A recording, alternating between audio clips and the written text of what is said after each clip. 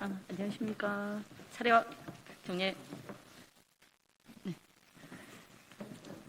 네, 벼랑 끝 세대 대학생을 위한 착한 등록금 운동 제안한다. 국민의힘 개혁 쇄신 초선 의원 모임 지금부터는 대한민국 청년 세대의 눈물을 외면할 수 없어 이 자리에 섰습니다. 코로나19 확산으로 대학 수업이 비대면으로 전환되면서 대학 교육의 질은 떨어졌으나 학생들은 여전히 매 학기 수백만 원의 등록금 부담을 지고 있는 실정입니다. 지난해 연평균 등록금은 사립대 747만 원, 국공립대 418만 원으로 코로나 사태 이전과 별반 다를 것이 없습니다. 우리는 대학에게 묻지 않을 수 없습니다. 대부분의 수업이 온라인으로 전환되었는데도 이전과 같은 수준의 등록금을 내는 게 과연 정당합니까? 지금 우리 대한민국 청년들은 그야말로 벼랑 끝 세대입니다.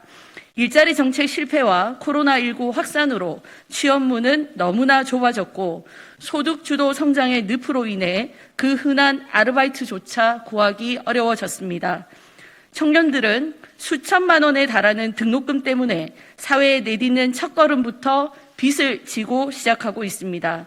2020년 11월까지 일반 상환 학자금 대출 잔액은 4조 2142억 원, 연체 잔액은 1200억 원이 넘는다고 합니다.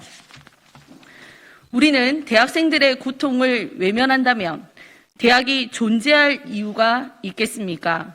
대학의 주인은 대학이나 교수가 아닙니다. 대학의 주인은 학생입니다. 이에 우리 국민의힘 개혁 쇄신 초선 의원 모임 지금부터는 대한민국 청년 세대의 짐을 조금이나마 덜어주기 위한 착한 등록금 운동을 제안합니다. 정부는 물론 전국의 대학들도 코로나19로 어려운 학생들을 위해 등록금 면제, 감액에 적극적으로 동참해 주시길 당부합니다.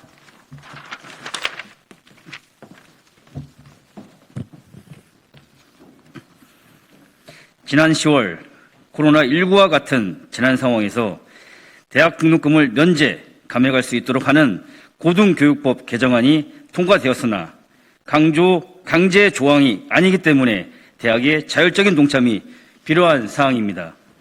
학생들과 국회의 요구에도 불구하고 대학이 등록금 인하 요구를 계속해서 외면한다면 그때는 국회의 할 일이 할 수밖에 없습니다. 우리 국민의힘 초선 의원 지금부터는 총학생회 등 대학생들의 의견을 충분히 수렴해 필요하다면 법 개정, 감사, 예산 등 국민이 부여한 국회의 권한을 통해 청년들의 요구에 응답할 것입니다. 정부는 더 이상 청년들의 아픔에 나몰라라 해서는 안 됩니다. 착한 등록금 운동에 참여하는 대학생에게는 대학평가 가산점을 부여 재정지원 등 각종 혜택을 주는 방안에 적극적으로 나서야 합니다.